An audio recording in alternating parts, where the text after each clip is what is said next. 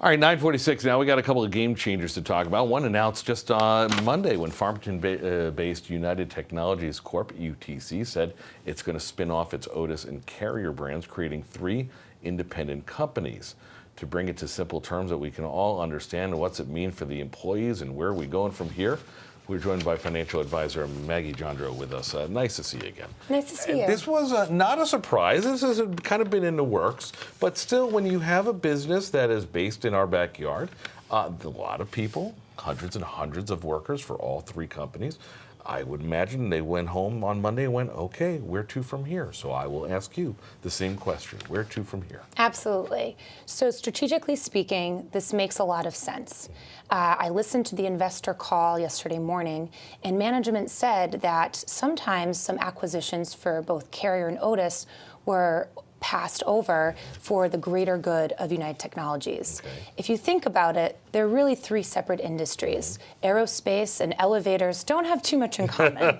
Probably not. So now that they're splitting, each business is really going to be able to make decisions that are right for that business. And they're still buying stuff. UTC buying Rockwell Collins for $30 billion. So does this make it easier on paper for the company to run as 3 instead of 1?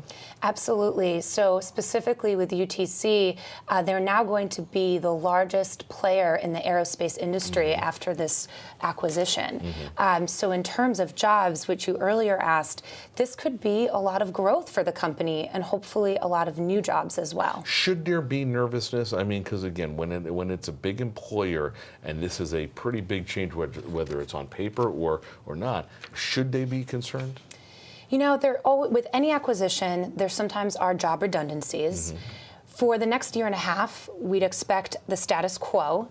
So we have some time for the deal to get hammered out and to know how it's really going to affect people. All right, let's talk about the other one that's going on as well, because I'm a little curious about Aetna and CVS, because this is an insurance company and a store that I go to often to buy over-the-counter medicine and Coca-Cola. So what is this going to mean? Absolutely. What we see when companies are so large, like Aetna and CVS, that sometimes for growth, they need to merge, like we see in this case.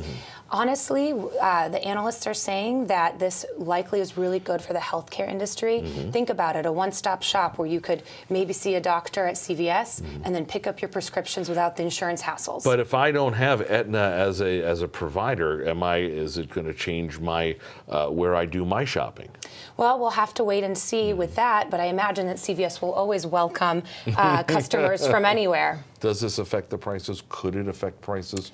We're hoping that prices will decrease because of this. Okay. So let's hope for that, because that's great for the consumer. Sure. Okay. Lots of questions with this, and these companies all in our backyard. So we're curious to see how 2019 does shape out for them. Absolutely. Maggie Johndrow, always a pleasure. Thanks for coming in.